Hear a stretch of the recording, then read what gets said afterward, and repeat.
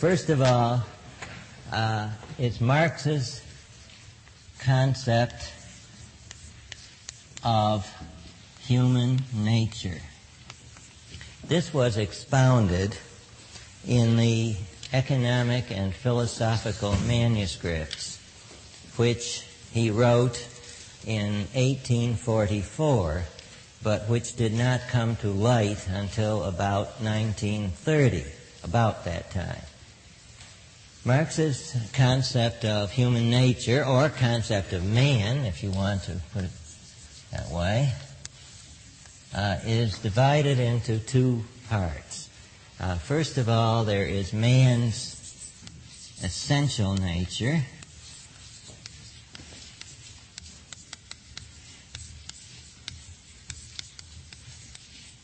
and then there is man's historical nature, which means man's nature as it developed after the prehistoric primitive period.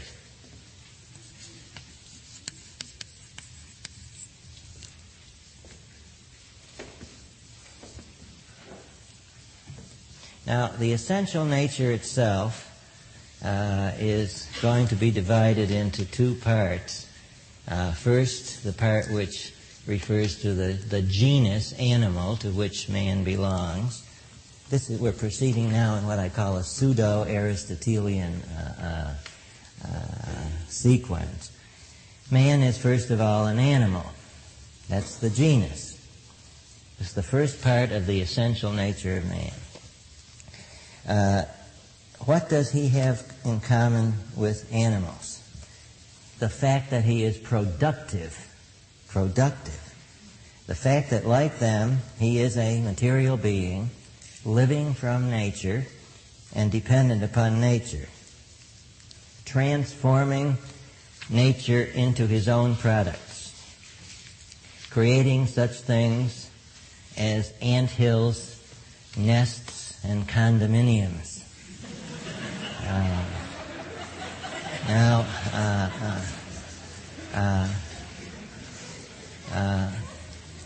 Now, this whole, you might call it the differentia, that we're going to look at the differentia now, and namely what makes man special. And what makes man special is an extremely complicated concept, which I have to unfold very carefully. Marx, in the manuscripts, called man a species being.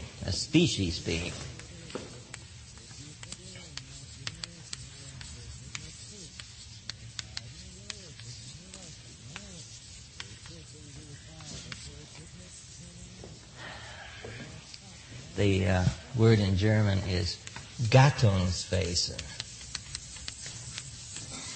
I don't know how important that is, but I guess it's not.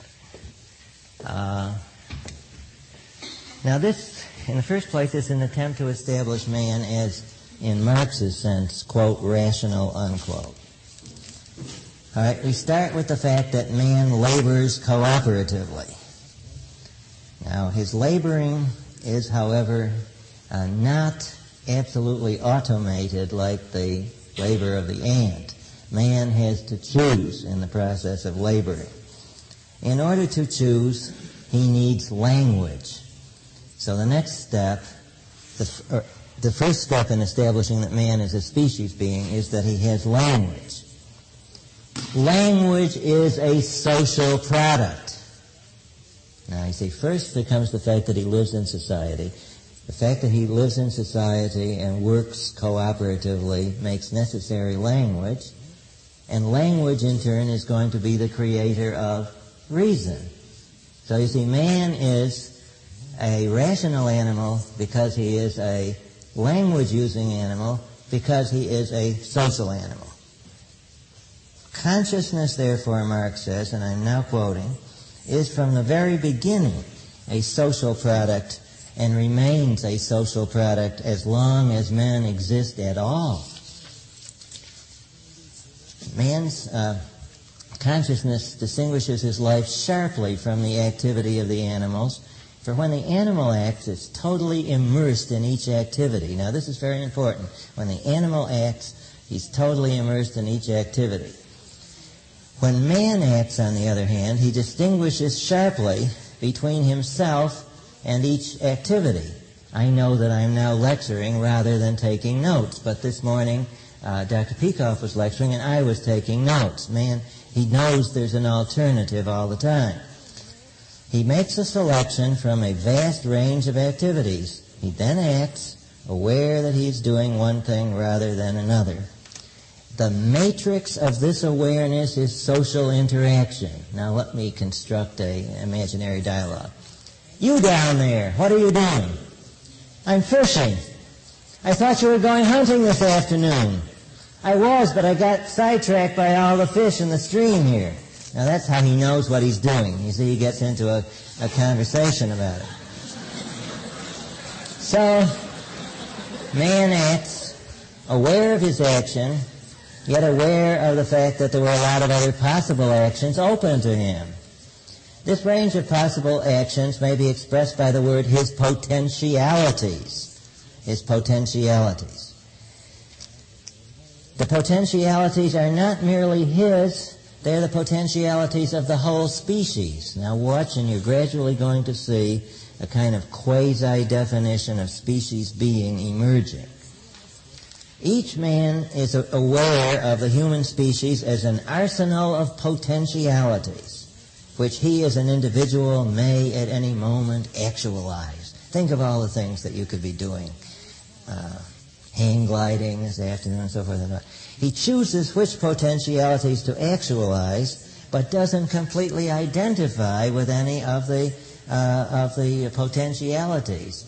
It's like choosing sometimes the way some people choose a girlfriend, you know. I mean, there are all these other possibilities, these other potential human relations which they can enter into. Man is thus acting as a stand-in for the whole species every time he does something. When he views his life as a whole, he's viewing it as one expression of species life. Now, this is all part of the whole mysticism of the foundations of Marxism.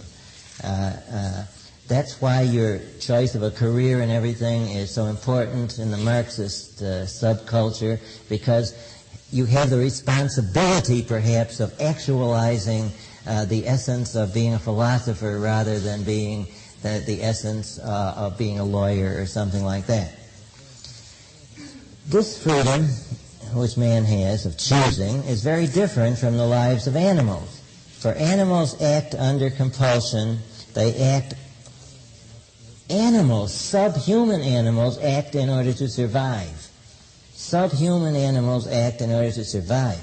Man, on the other hand, is free from the compulsion to perform this act rather than that, but also free in a certain sense from physical need. Man produces in the true sense, I'm quoting Marx now, man produces in the true sense when, here's the beginning of the quote, when he is free of physical need. That's when he truly produces.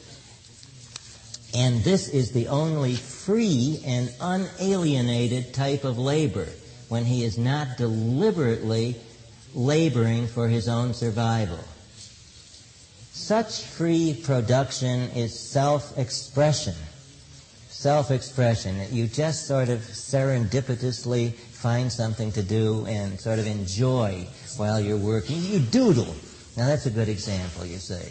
This is true freedom, true human productivity. In such free production, says Marx, men affirm themselves. The German word there is bejahen. They themselves. They say yes to themselves. They confirm themselves. They actualize themselves. Now, this is the root of many, many doctrines that are in our culture today and that are being peddled under the name of self-actualization. This self-actualization is the self-actualization of the individual acting as a stand-in for the species. Marx's position on this point is intelligible. only on the assumption that Marx is operating from a hidden premise, that man's individual self is only another bud on the vine. There are billions of buds. Only the manifestation of an underlying universal self.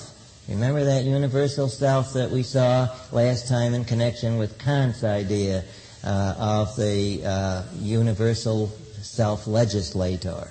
Not you, not I, but all of us, the whole species. This premise is assumed in some way or other. It was assumed by Hegel, before him by Kant, before him by Rousseau. It has a long prehistory behind Rousseau. We must conclude from this premise that each of us as individuals can achieve real self-fulfillment only by actualizing the potentialities of the species rather than unique individual potentialities. Our own goals.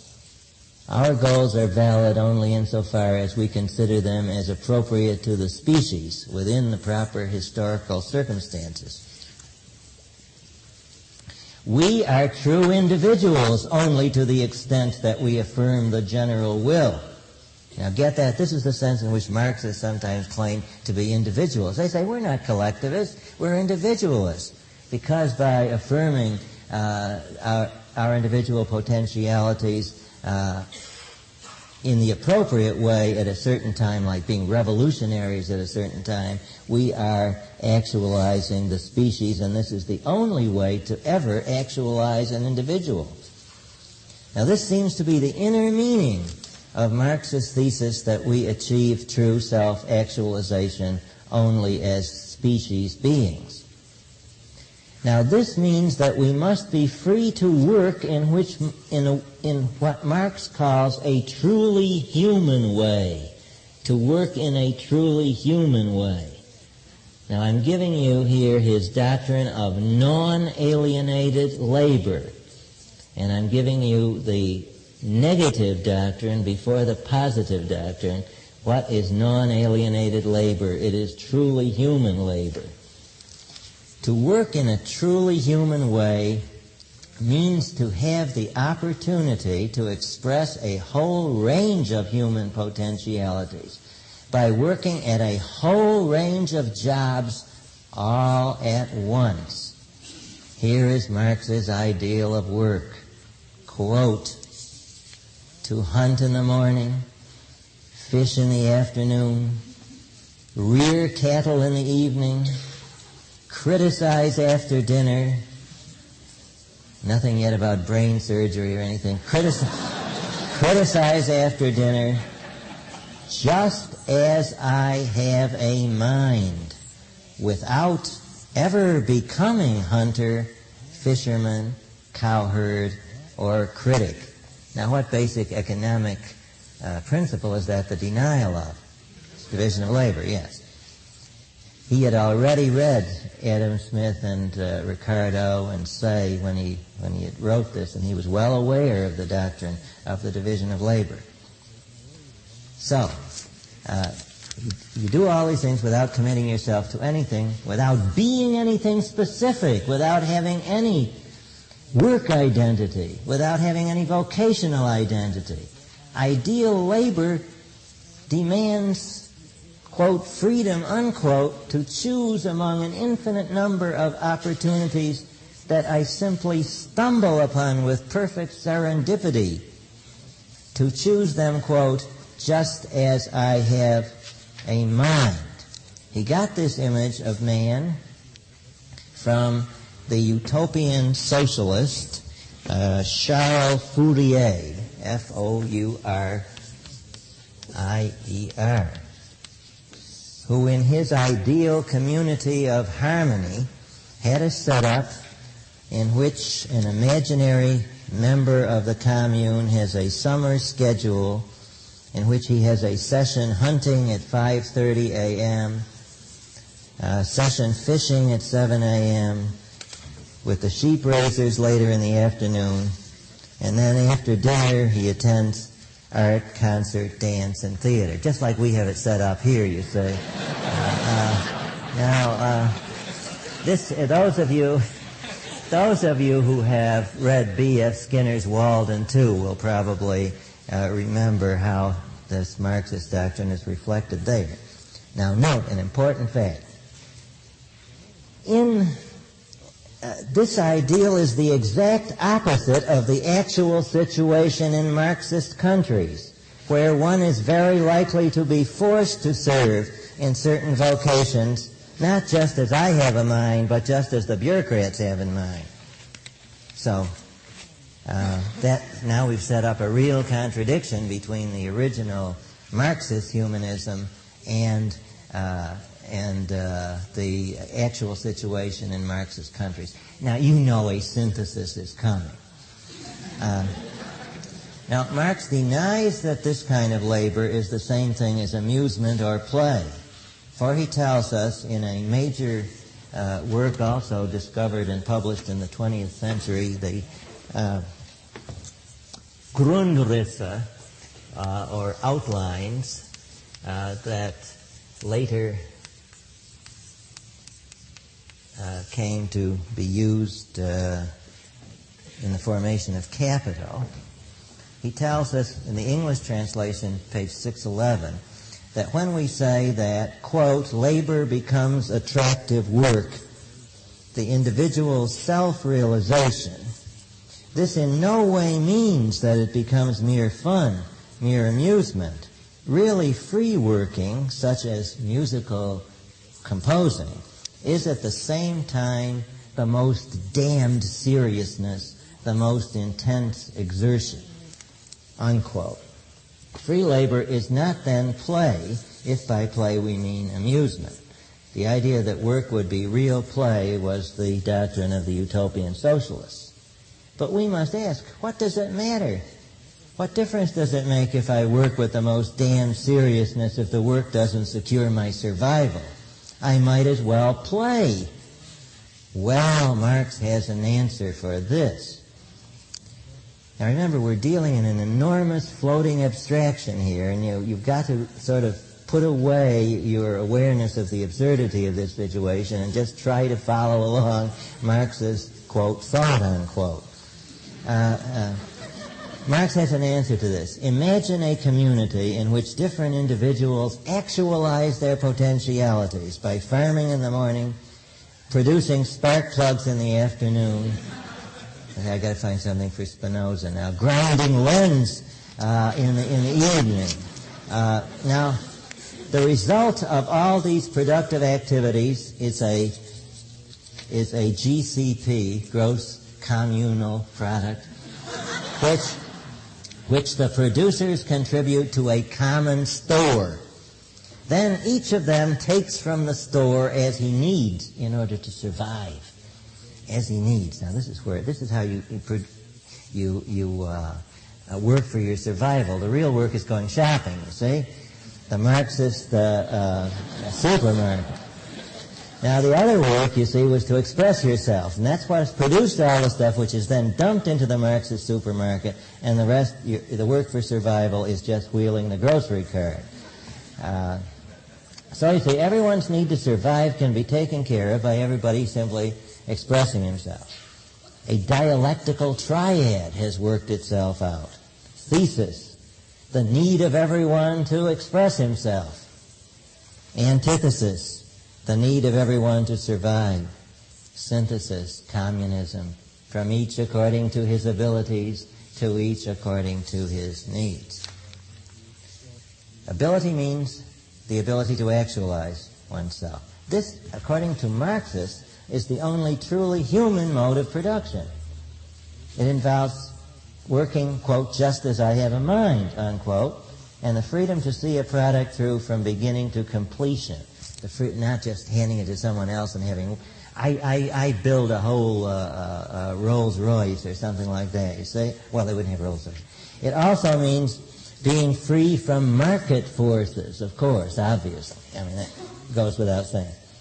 Now imagine that somewhere, somehow, somewhen, there did exist a so-called ideal society like this. And suppose that suddenly there were introduced the division of labor and free markets. Now you have the beginning of history. What you have had so far is primitive communism. So mark that down. Primitive communism,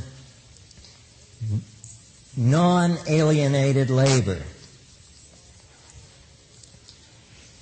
Suppose that suddenly there were introduced the division of labor and free markets.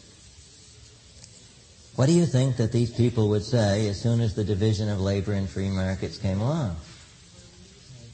Pardon, Guy?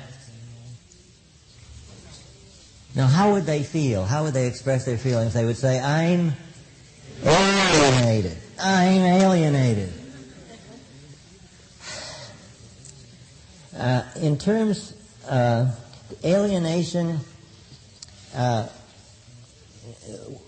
means a parting with something, almost in the sense of amputation, like when the next worker on the assembly line takes the thing away from you and puts the rear end onto what you've put the front end onto. You see, he's taking it away from you.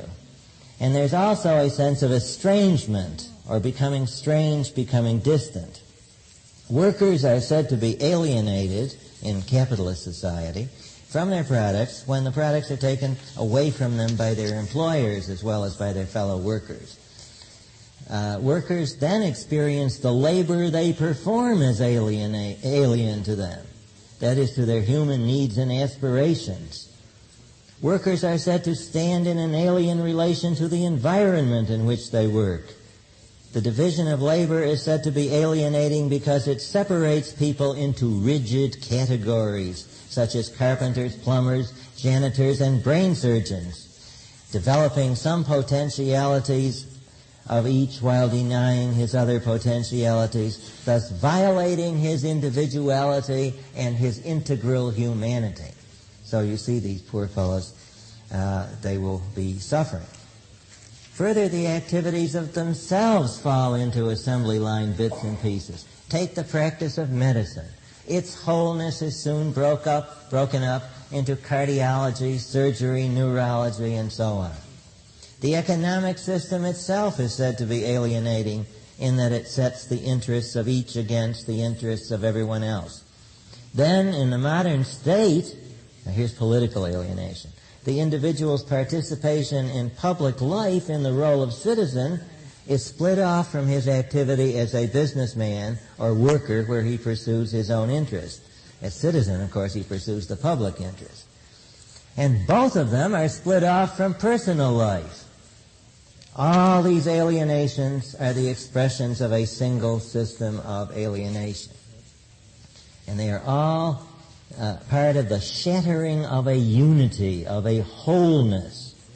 The whole product should somehow be made by the worker. Working upon the product and ownership of a product should form a whole. A man should be able to take care of all his needs, raise his food, make his clothes, his shelter, heal himself, perform brain surgery on himself, and so on. The individual, in actualizing himself, should actualize the whole species, not all at once, but at least in the course of a day. There is here a kind of mysticism, a holistic mysticism, spelled H-O-L-I-S-T-I-C. There's a strong prejudice against the rational division of tasks into parts, in other words, against goal-directed activity, against divisions in time and space, against actions constructed out of subdivisions, some of which may not be immediately present to perception. There is a kind of immediatism, a non-negotiable demand that the perceptual level be made the standard of what is natural. See? Now I think that this is the sort of thing that I was able to see only after I came to understand objectivism, to see this particular demand on the part of Marx as the expression of a demand from the perceptual level. And I can only say that Ayn Rand just showed me where to look and how to look in analyzing these floating abstractions. This tendency of immediatism reaches its height in Marx's treatment of money. And you probably all, or a lot of you probably have read what he says about money. He says, my own power is as great as the power of money. This is alienation. Now remember, when money comes along, everybody gets more alienated. The properties of money become my own abilities. I'm quoting now. What I am and can do is not determined by my individuality. I am ugly, but I can buy the most beautiful woman for myself. You get it? Consequently, I'm not ugly. See, it's wiping out my ugly individuality. I'm alienated. For the effect of ugliness, namely its power to repel, is annulled by money. I am stupid, but I can buy talented people to work for me. Is not he who has power over the talented more talented than they? I who can have through the power of money everything for which the human heart longs. Do I not possess all human abilities? Does not my money therefore transform all my incapacities into their opposites? If I am lame, I can hail a taxi. Thus, money makes me healthy again. He's complaining. You understand this? He's complaining. So this is how my integral humanity is violated. I can buy love, I can make myself into a stimulating person, and so on by money. Unquote, more or less unquote. I put a few of my own words in. And?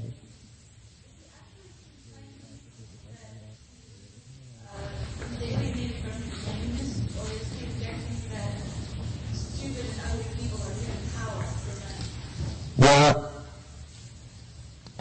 he is complaining about the fact that the existence of money in principle not only helps us to take care of our lameness, but helps also stupid people to seem intelligent.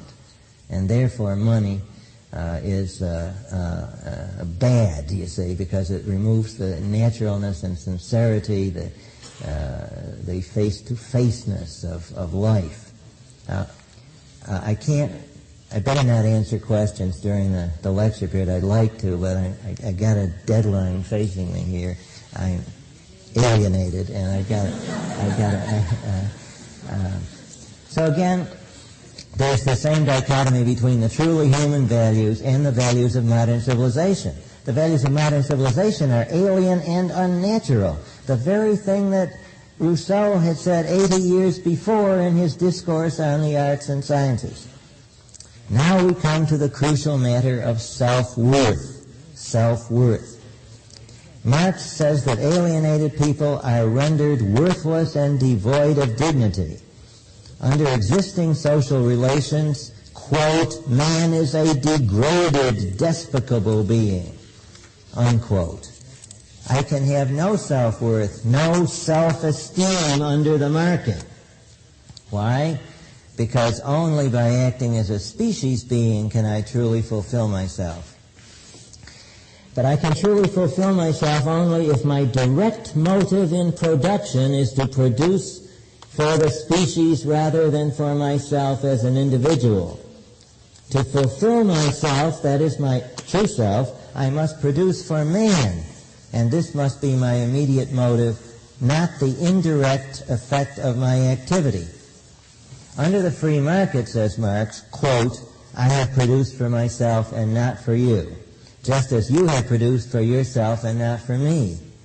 That is, our production is not production by man for man, not social production. We are not present as human beings for our reciprocal production. As men, we do not exist as far as our respective products are concerned. That is, I make something, you see, and it's sold on the market. I never see who buys it, and so forth and so on. Now, don't misunderstand Marx. He doesn't deny that the free market has brought an immense increase in productivity, and therefore an immense increase in human welfare. He does not question its ability to deliver the goods. Indeed, he praises that ability. but that ability has been exercised only at the cost of alienating man, depriving him of his happy self-fulfillment. And not fulfilling his true self, that is, his species self, he loses his moral worth. Now you see the influence of Kant coming in again. He loses his moral worth when he produces efficiently, and he feels guilty. Not guilty because he's not following the Judeo-Christian ethic now, but guilty because he is not following the ethics of a perfectly, of a kind of a Leonardo da Vinci, a man of all trades, fulfilling the whole species. Therefore, there's a profound conflict between moral worth and the ability to survive. Adam Smith's theory of the invisible hand, says Marx, is a correct description of capitalism. I can serve your interest only by pursuing my own. But I am serving your interest only indirectly, and that's the trouble. I'm not trying to serve your interest. I am acting selfishly. Because of this, a la Kant, you see, I should feel guilty. My motive is selfish, and as Kant has shown, it is the motive, the intention, that counts morally. However, as both Kant and Hegel have shown, my true self is a universal self. It is this universal self which is frustrated, and the frustration shows in my personal sense of guilt as I pursue my greedy profits as a capitalist. Man is therefore a divided self, his species self and his fragmented, alienated self. The more successful he is, the less morally worthy he is. This, says Marx, shows the basic contradiction inherent in capitalism. All contradictions have a dialectical resolution. We must seek a resolution, not merely like Kant in the sense of advocating it, but in the sense of showing that it will be the inevitable outcome of history. Now, I just want to pause to put up a kind of outline of what has been said so far. Marx's concept of human nature, his essential nature, his historical nature, man as animal. Now this is under his essential nature. Essential nature repeated again, referring to up to here. Man as animal, man as rational. Species being. Remember that? Man's rationality is dependent upon his being a collective being, a social being, because of the social nature of language. Then comes the doctrine of non-alienated labor. Let's call it non-A labor. Non-alienated labor. You see, I heard there were a bunch of Korzybskians holding a conference on the campus, and I came under their influence during lunch. Let's call it non-alienated labor. Then I expounded alienation.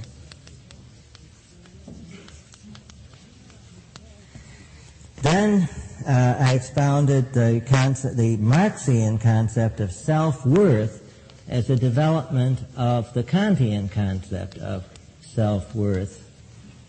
And now we have come to the resolution of the contradiction.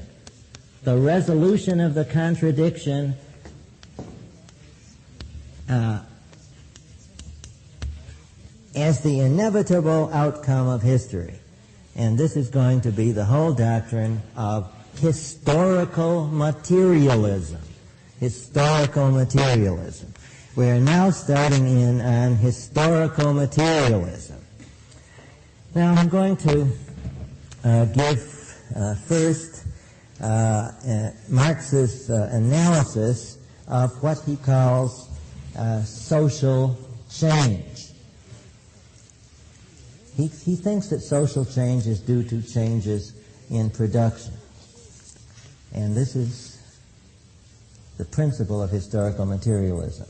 Historical materialism is the doctrine that all of history is explainable in terms of the nature and development of the factors of production, the different parts that go into production. History is the development of society. If this development is frozen at any moment, the development of society, we can then study society's structure in a static way. If we do make such a structural analysis, we will find that any society in history has three levels. The lowest level is called the lowest level is called the material forces of production. The material forces of production.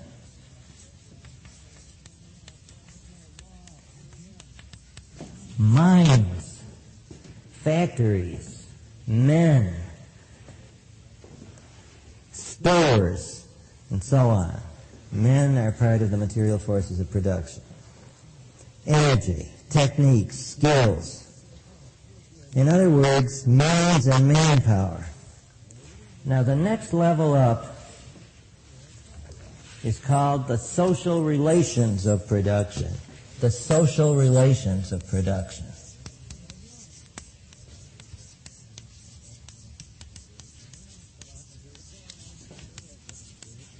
This word, social relations, occurs everywhere in modern sociology, not just in Marxist teaching. The social relations of production consists of all the rules directing men in their use of the material forces of production, determining who has access to these forces, who must work, who are exempt from work, who has unearned income, quote unquote. Who has who works manually, who works at a desk, and who works under whose orders, and so on. This is roughly equivalent to what Hegel calls civil society. Now, this intermediate level is called the base of society. The base. You see, what happens is that all these material forces get organized under social relations, and you now have the base of society. The base of society is the rules governing access to means of production. Everything above that is called, you probably know. Does anyone know? The superstructure. The superstructure of society. Up here are all the laws, education, here books, churches, universities with winding paths and so forth and so on. All these things are not primary in a causal sense. They're determined by the base. So now you see the difference between the base and the superstructure.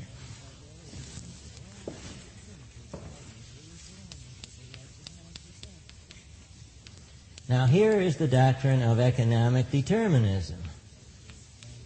That basically the patterns and changes in society are caused by what happens in the base, in the social relations of production.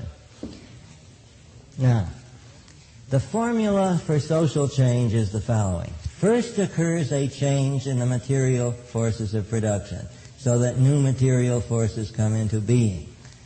Agriculture is discovered. Then occurs a growing tension between the new material forces and the old social relations of production. Imagine that you had a hunting society in which all the wild corn was eaten by the men when they came in from their hunting, when they came back home at night. Now, some woman has discovered quite by accident that by dropping kernels of corn along in a row, she'll get stalks of corn in that row. Agriculture is accidentally discovered. Now, the men come home, and in true masculine manner, they want to eat all the corn. So you see, what she has to do is save some grains of corn. So she has to initiate new social relations of production, saying that so much of the corn shall be saved or as Marx calls it, hoarded, in order that we can have agriculture. The old structure cannot contain the new forces. A thesis and an antithesis has been set up. When the tension between the men and the women have reached a certain point, there occurs a massive qualitative change. The change is called revolution, and the women manage to institute agriculture, and the men are forced to worship a goddess of fertility or something like that, you see? As a result of the revolution, this is in the superstructure, as a result of the revolution, new social relations come into existence. The whole foundation, the base, has changed. As a result, the superstructure must also change. Now we have identified the dynamics of change. Change comes with new technological inventions, which happen more or less automatically. They suddenly appear. Now, the following is a reconstruction of the way in which things actually unfolded. The first stage was primitive communism. Marx thinks this was spread over the whole inhabited earth and ancestral to all other types of society. The entire energy of the people is absorbed in producing the absolute minimum called the necessary product, the minimum necessary to survival. The resulting product is what contemporary Marxist scholars call the necessary product. There is no saving, which Marx calls hoarding. There's no division of labor except among the sexes. By the way, Marx was an intense patriarchalist, and he thought that the early communism was a truly patriarchal society, in spite of what modern feminist Marxists sometimes say. Using our schema, we may describe the society in the following way. The material forces of production are land, water, hunting, gathering, reindeer, kangaroos, and so on. A primitive hunting society, so far as the material forces of production are concerned. The social relations of production are communal labor, mutual aid, production by all, distribution by all. Distribution to all, I should say. As far as the superstructure is concerned, it would consist mainly of, this is primitive communism now, telling stories, sitting round the bonfire down on the beach, and other primitive activities. Now, you know, one of the tricks of Marxism is to identify ideal conditions in some way, such as the fun of sitting around the fire and dancing and having social relations with people and feeling at one with nature and so on. They tend to identify this as much as possible with communal ownership, and thereby suggest that capitalism is all uptight and puritanical and so forth and so on. That's one of the reasons, one of the motives that went into the student culture of the 60s and 70s, and indeed into the student culture of the Weimar Republic, so that socialism is somehow supposed to bring about all this wonderful, free and joyous existence. Now, the motive for production in primitive communism is to produce for the whole tribe. Each individual produces in the process of production. He takes part in the process of production. In other words, there's a virtual absence of the division of labor. With respect to these two conditions, Marx's ideal of production has been satisfied. The motive for production is to produce for the whole tribe, and the participation of all in the production of practically everything. The worker thus actualizes himself as a species being. Now, does this mean that Marx regarded primitive communism as the ideal society? Not on your life. Would he want to live there? You can bet he wouldn't. Remember what Rousseau said when he thought of going back to primitive society? He said, I can't eat acorns. The appendix to the Discourse on the Origin of Inequality. It's the same with Marx. what he very much disapproves of is the low standard of living. Now here's a contradiction between a truly human mode of production and a truly inhuman shortage of products to consume. Marx, you may be sure, has a dialectical solution. The solution worked itself out in history. There were inventions like agriculture, discoveries like iron plows began to be used. There was a massive change in the material forces of production. The result was the appearance of a total social product much greater than the product necessary for the satisfaction of the basic needs. This difference is called by Marxists. This change in the material forces of production brought about a revolution in the social relations of production. The revolution that was brought about in the social relations of production is the coming of the division of labor and the private ownership of tools, therefore apprenticeship and so on. The new material forces of production then come in conflict with the social relations of production and transform them. This is a revolution.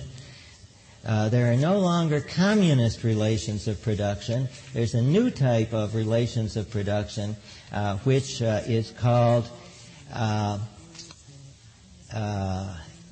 alienated type of production or exploitation.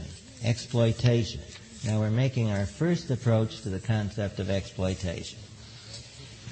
New social relations of production have emerged. They have the following elements: private property, the division of labor, classes, trade, commodity production. By classes, Marx meant groups of men who are distinguished from each other by their relationship to the means of production. By the division of labor, he meant two things. One, occupational specialization. Two, the distribution of labor between those who own the means of production and those who merely work on them. Obviously, the division of labor in this second sense follows from private property in tools. And so we come to commodity production. There are two kinds of products, according to Marx: products produced for use and products produced for exchange. By products produced for use, he means products produced in order to be directly channeled to the consumer. You see, I cook my meal and I immediately consume it. When I make a chair for myself, or a toy for my child, or arrange flowers for someone I like, such direct channeling may include contributing my product to the common store in order to have it distributed.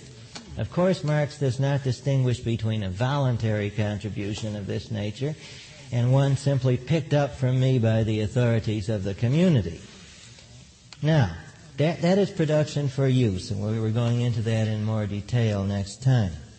By production for exchange, Marx means production for barter or monetary exchange. Any society characterized by private property is characterized by commodity exchange, and exchange carried on between members of the production and exchange carried on between members of the society. Now you would think that commodity production would be a great boon to humanity, a wonderful step forward. This is not the way Marx looks at it. According to him, someone who produces for use lives by the product of his own labor. In other words, he lives from hand to mouth. From my hand to my mouth, or from my hand to your mouth, or vice versa. That's all right. There's a mystical unity involved here, a species unity, a unity between you and me, a unity between us and them. There's a unity between my labor and the product, a unity between the product and its consumption. As soon as I get it ready, I eat it fast. I don't even save it. I drink the wine instead of saving it for the party tonight, or something like this. All this is immediately perceivable by the senses. While remaining on the perceptual level, I can literally see the product going from my hand into my mouth, you see? On the other hand, when I start to engage in commodity production, this mystical unity is broken. I no longer live on what I produce. I live to get rid of it. That's why I'm producing it, to get rid of it, so as to sell it, you see? See how he's remaining on the perceptual level? The distance is now from my perceived hand to the conceived mouth of somebody else. I can't even see the seller. And think of what the buyer, and think of what happens when you have the New York Stock Exchange. Then you're really alienated. Mr. X, who may or may not show up at the market, who may or may not like my product, who may or may not wish to exchange it. That's who I'm producing for. You see, artists sometimes are approached by Marxists with this particular line. Now this, you can say, is enough to thoroughly shake up somebody who demands to live on the perceptual level. He sees the work of his hand disappearing into the jaws of the cruel market. This is alienating. It shakes up his self-confidence. It destroys his joy in creation. Now, when production was for use, it was conducted in a spirit of conviviality. Now it is conducted in a spirit of worry and competitiveness and knitted brows and so forth and so on, and looking at the clock. That's alienated labor. Now, all attention is now concentrated on the commodity as an entity, as an article to be sold. What is hidden in the commodity and forgotten is all the labor, all the sweat, all the social relations that went into making the commodity. It is not the human relations now. It is not the human relations now. It is not any longer that warm I-thou relation, like when I'm giving a baby his bottle or something like that. It's not that turns you on. It's the commodity. It's the article. And now occurs his doctrine of commodity fetishism. Commodity fetishism. Now you see, he meant this in the sense of a fetish that you set up as a kind of a god whom you worship and you regard as a thing. But there's also a concept in modern psychopathology of fetishism, like when you get turned on by somebody's socks or something, you know. And there was some of that. There was some of that in his doctrine too.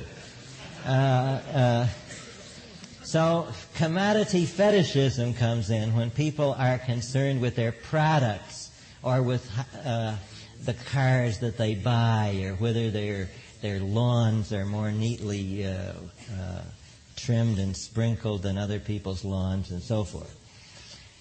But Marx lived before Kraft, Ebing, or Freud, so we needn't go into that.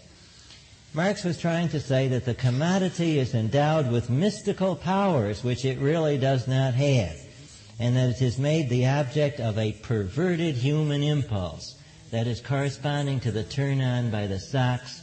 There's greed. You see, the businessman is turned on in this way. He sees his commodity, and he begins to get greed, or he's happy that he has more than the next fellow. He gets alienated, in other words. Not only trade, but private property and the division of labor are now taken up into commodity fetishism.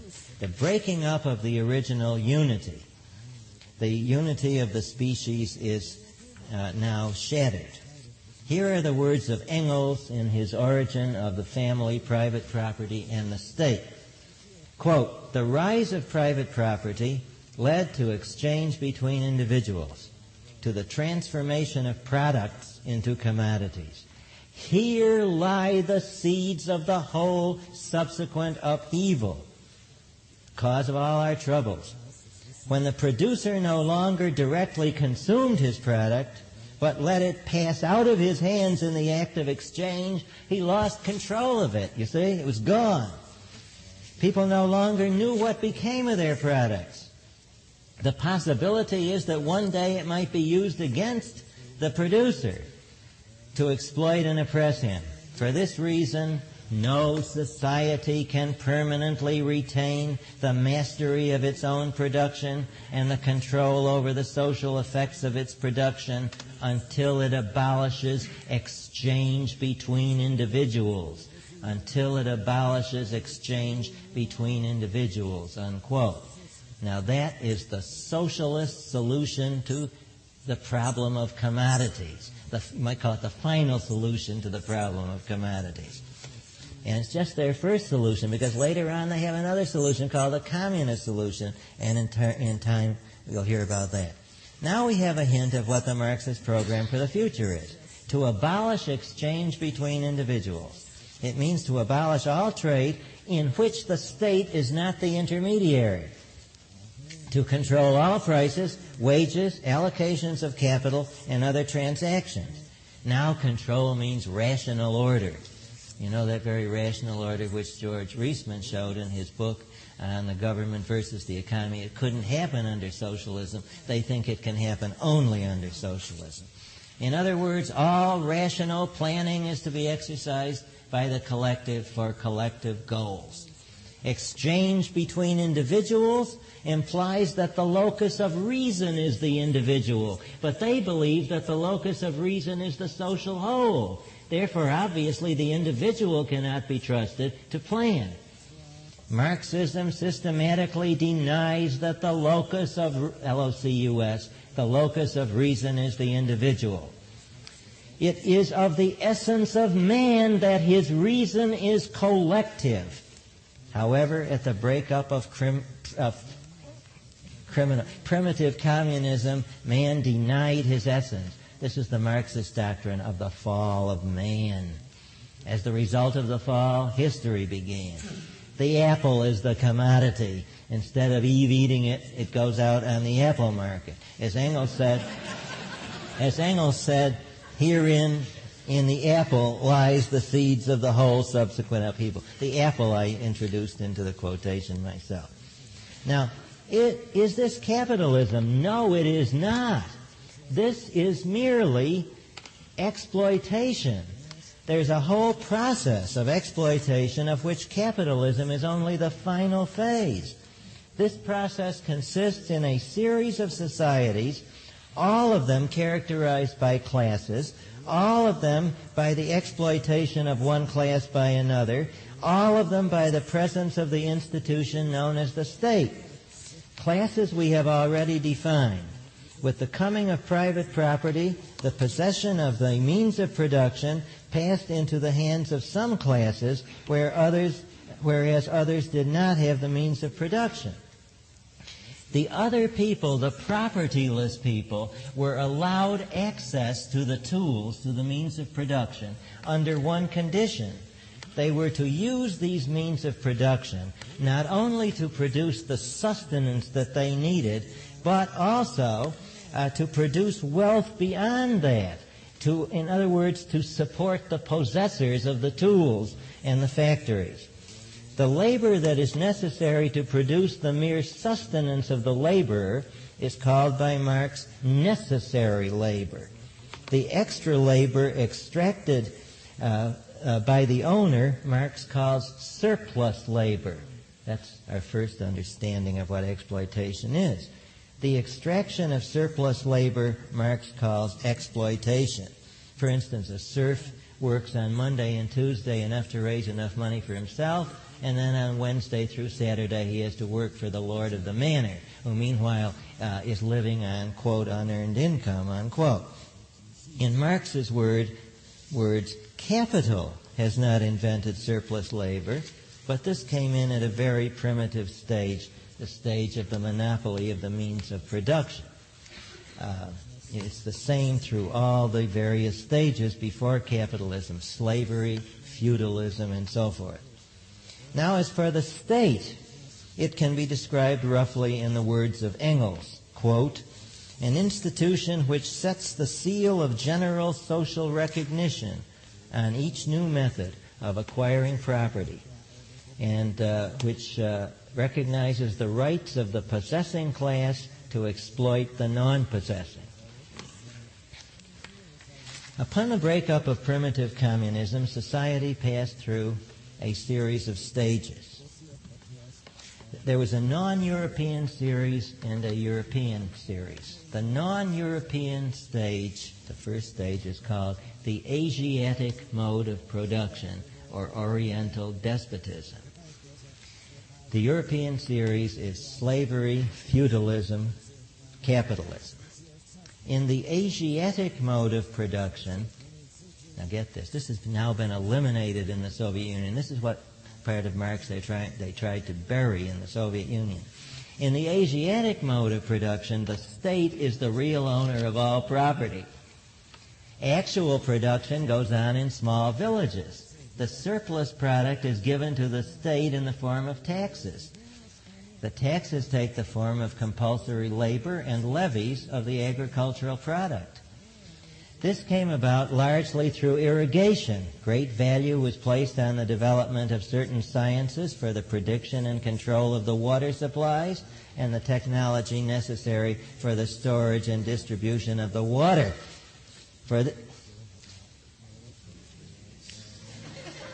For this reason, priestly astronomers, these were the original professors of philosophy now, they constituted a privileged class, together with armies of hydraulic engineers, census takers, tax collectors. So what do we have here? State ownership of the means of production and control by armies of bureaucrats in the service of a small group of intellectuals. What does it sound like? It sounds like the Soviet Union.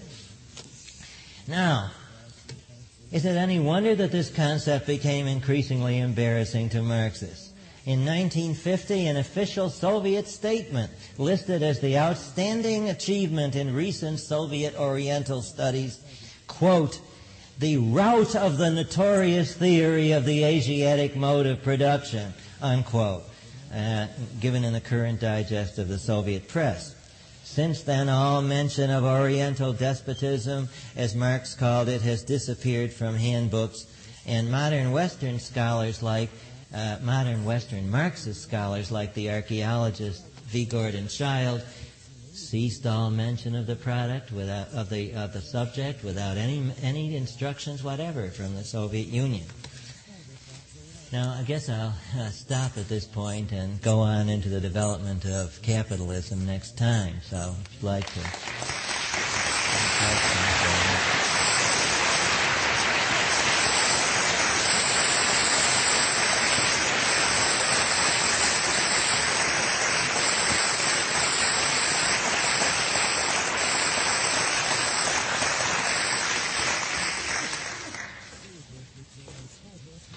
Yes.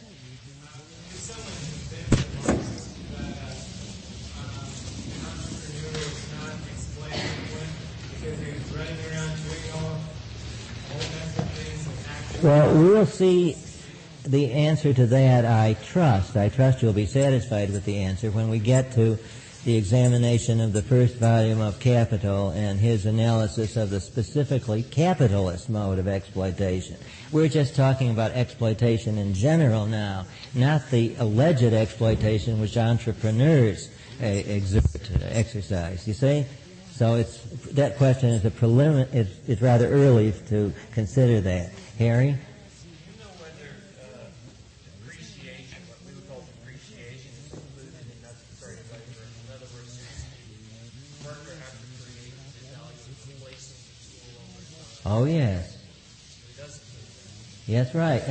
It's stored, he regards the instrument of production as stored labor. And you turn on the motor or something like that, and it runs for 15 minutes, which means that 15 minutes of stored labor is used up. And we'll see how that works out in his analysis of the capitalist machine production. But that's the essential scheme. But I'm asking whether in the necessary labor of the person using, say, the plow, is included the work with the keep the plow in shape and eventually to get a new handle and so forth, where is it considered that that's does not have to be included in this?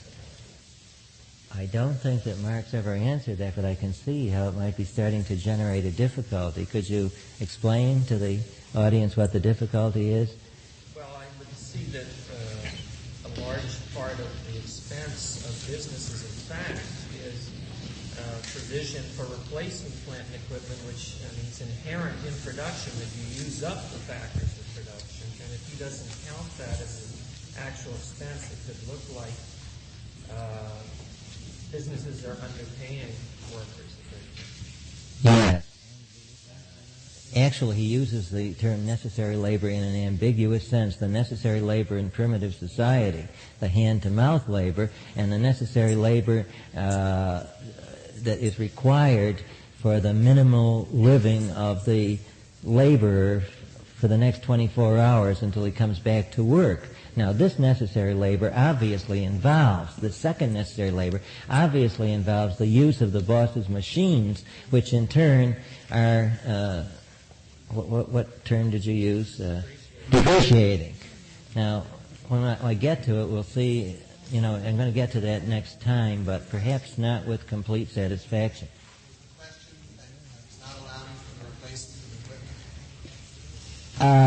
That part of the laborer's working day, which is used to produce his own substance, Marx calls, even in exploitative societies, he calls that necessary labor.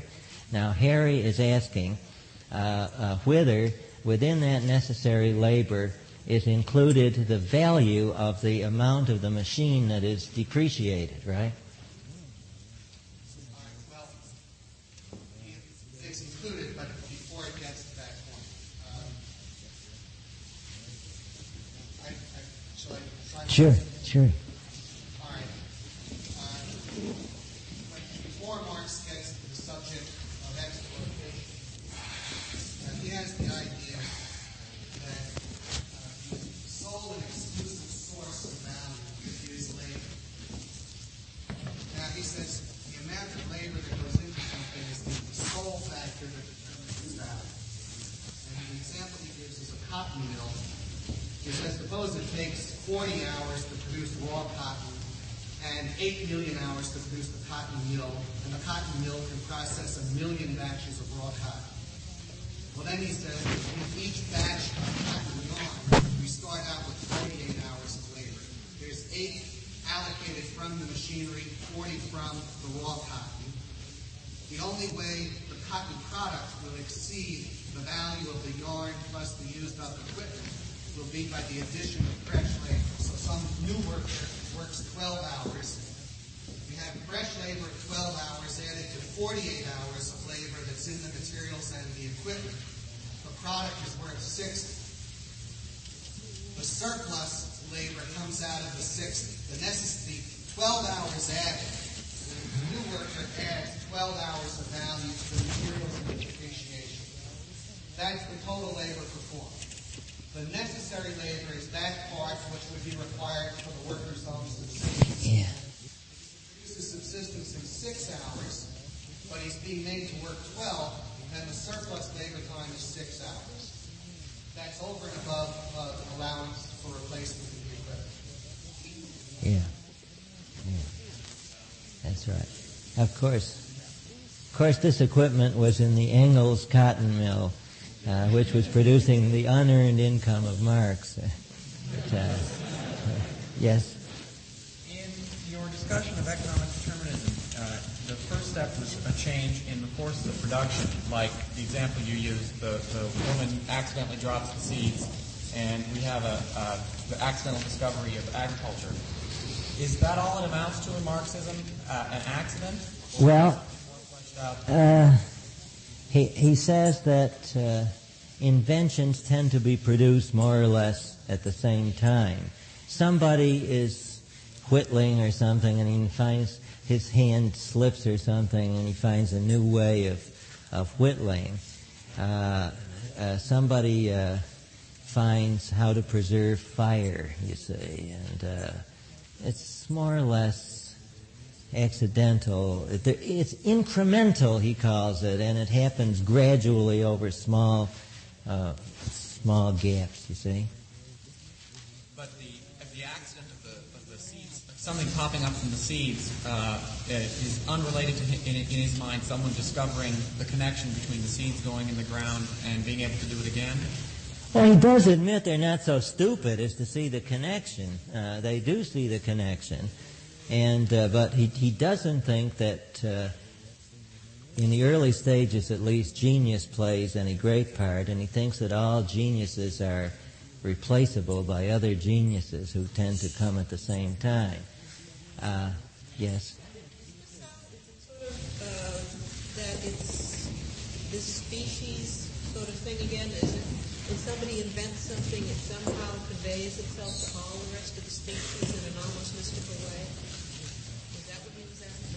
Oh, no, somebody invents something and somebody else may see it and steal it, or the guy who invents it may be a possessive individualist, and then he starts, trying to hide it and so forth, and then they may make him a master of apprentices or something like that and give him a witch doctor status. It happens in a lot of different ways. He didn't really. I've gone into it, I think, even more than he did. There's not a lot of text to explain here. Now I want to ask somebody over here. Yes? Yes, you. No. In the beginning, Marxism believed in free will because it says that man has potentiality of choose fishing or hunting or whatever, research or whatever. But then later, you said he believes in economic determinism. Can you point out where he makes the shift and why he does it? He doesn't believe in free will in the metaphysical sense. He merely means that man selects among a number of things, whereas the lower animals do not. Now, that doesn't mean that the selection is not caused by previous events.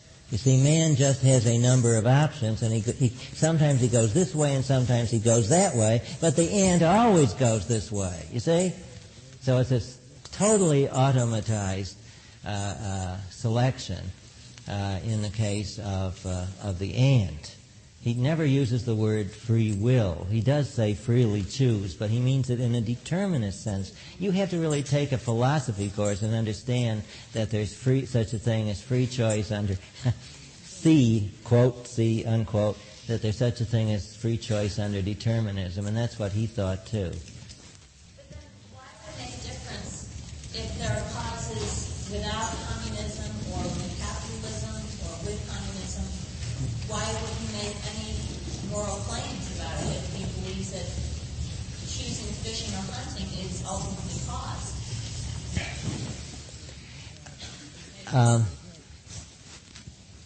The nature of the denunciation, the moral denunciation that Marx makes of exploitative societies is not a denunciation on grounds of injustice. When he says that capitalism is terrible, as we shall see next time, he is not saying that capitalism is unjust. He is just saying that capitalism is horrible and alienating. And I'm going to try to prove that by texts. He is not making the moral claim that the capitalist is doing an injustice to the worker. It is nicht ein Unrecht, not an injustice, he says. Those are his very words. It's rather he's like a doctor saying this is a sick society. See? Yes, gentlemen. Yes, was Marx explicitly against the Industrial Revolution at the beginning? Oh, no. Yeah, if you read the Communist Manifesto, you'll see that he thinks the Industrial Revolution was great because now the goods are here. And we'll see, we'll develop that thought, I hope, next time. It was great but alienating. In other words, it produced a lot of things. Bread first, you see, produced a lot of things. And even though it's been produced in the capitalist system, grab it. Is man's payoff in this system any kind of personal happiness, or is the payoff some sort of more mystical species, or in the future your grandkids are going to be happy? Well, now, in the Soviet Union, a kind of a puritanical moralism came into existence, according to which it was said we're really working for our grandchildren. Now, Marx did not actually teach that. He did not teach collectivism in that sense. He thought that the transition to the ideal society would be very fast and that all of us would be able to enjoy the benefits of this carefree existence. That's the best answer I can give to what you say. Got? Can you comment, it seems, if Marx took in the 19th century, and it seems at least by his stories, that the sense of life was very positive. Can you comment if you know anything about the contrast between these ideas and what was going on around the time? Well, in my last lecture, I showed that there was an enormous number of what I called the secular discontents of the Western of the modern world, and all these people in all classes of society were very receptive to socialism generally because they hated the rising middle class. They wanted to épater le bourgeois, and they wanted to. The aristocrats hated the rising middle class. A lot of workers felt they were being cheated in some way. Sometimes they rioted and broke the machines and so on. So that when you speak of the positive sense of life in Western Europe in the 19th century, you've got to qualify it. That sense of life was not by any means universal. Otherwise, it would not have produced its Marx or its Kierkegaard or its Dostoevsky. Remember how they hated the Crystal Palace, that great symbol of achievement. They hated that thing. You find it coming up again and again in social criticism.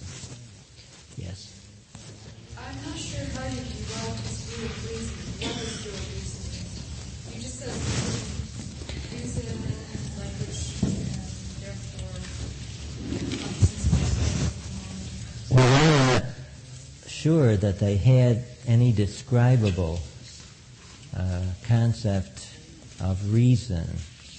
That is to say, they have not developed any truly, even pseudo-defensible concept of reason. They have the same concept of reason that the modern cultural anthropologist has, as a social product, as concepts that are passed around, tags interpreted nominalistically. You see? Reason is a social product. Therefore, when I reason, my reasoning is determined by the fact that I was brought up as a poor Irish Catholic boy and so forth and so on, you see? And this is it. And then I acquired this and that interest. I became an academic and professor of philosophy, and now I have a real interest in arguing against reason. That's the way my, quote, reason, unquote, acts. Maybe I haven't gotten the crux of your question, Cynthia. how do you view his own work and his own development? Oh, okay. Now, how did Marx view his own theory if reason itself was determined by economic factors? Okay. Now, his answer to that, his attempted answer to that, Cynthia, would be the following. In every stage of history, there comes along a group of people, a special group of people whose individual selfish interest coincides with the public interest. Now, the modern class of the proletariat stand for the future.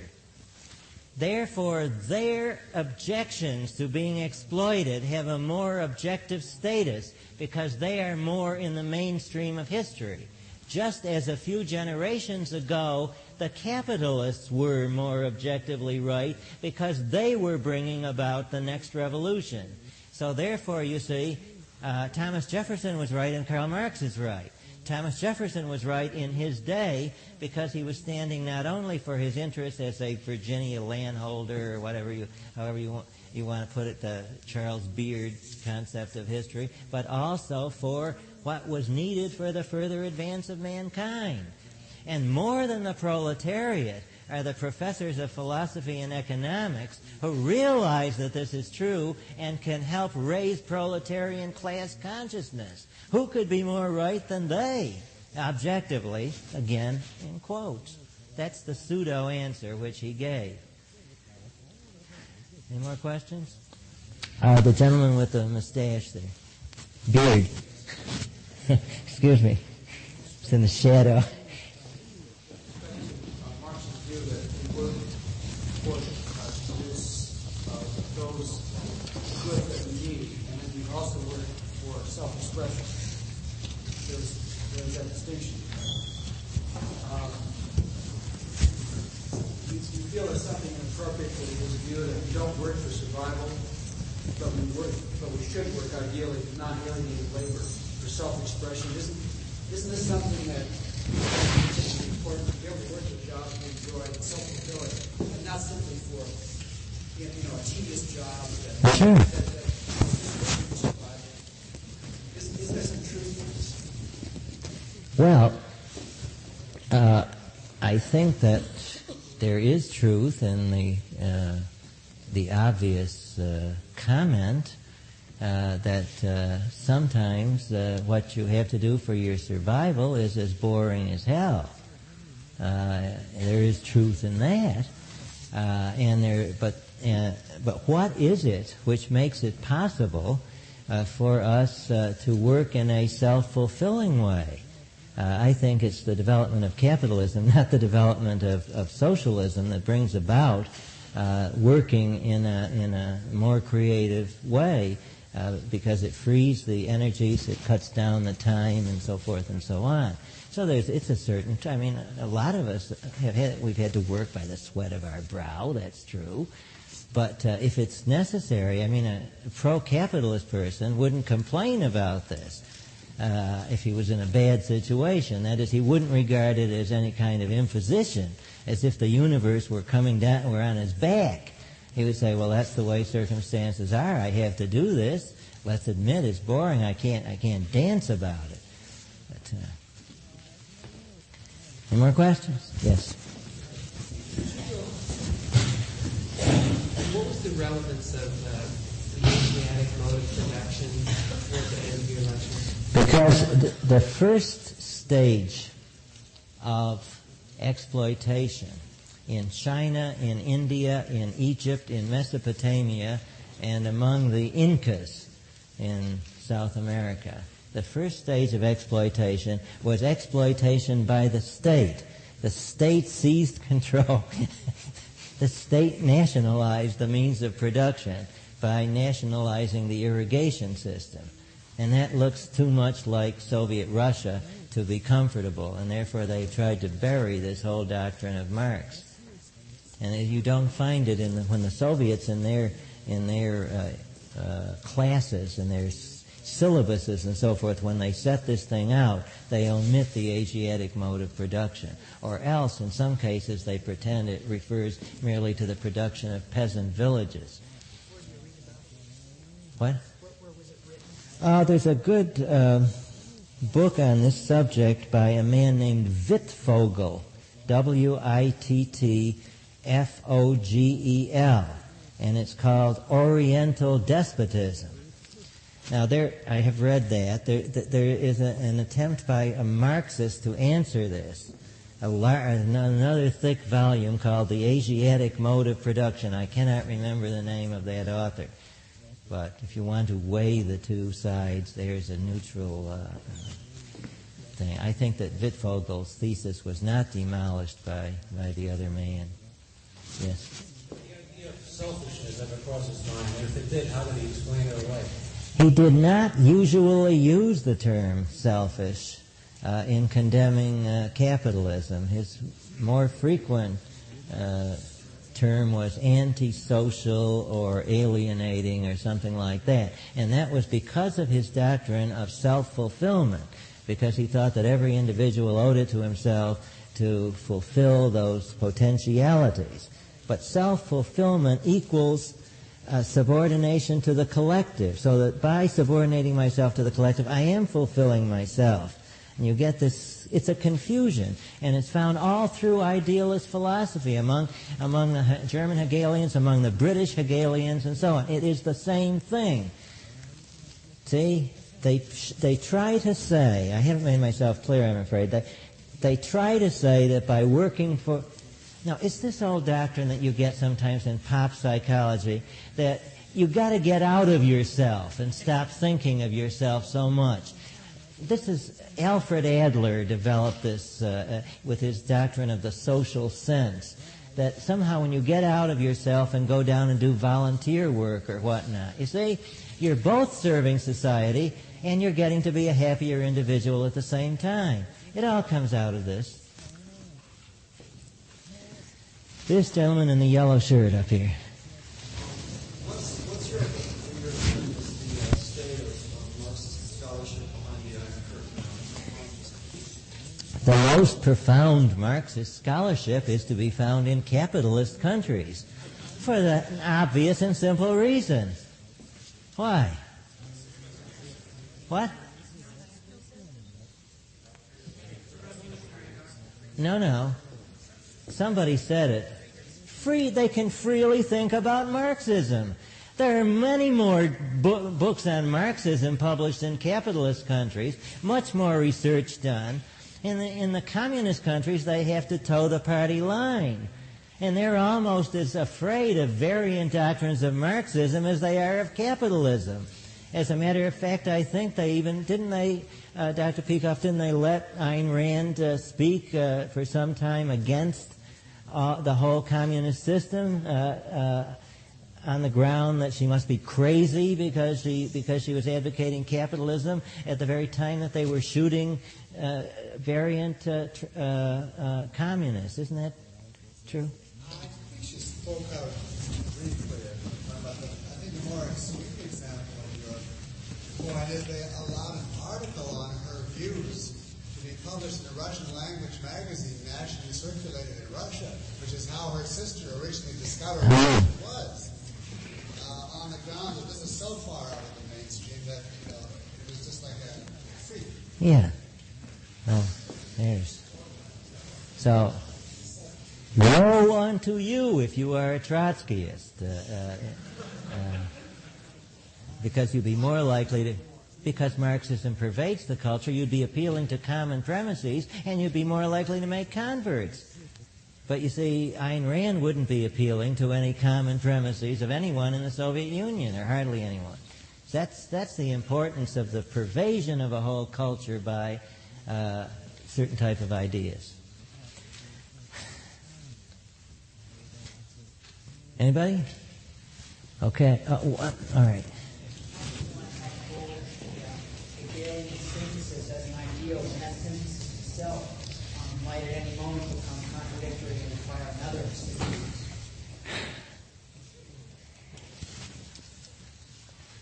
I don't know.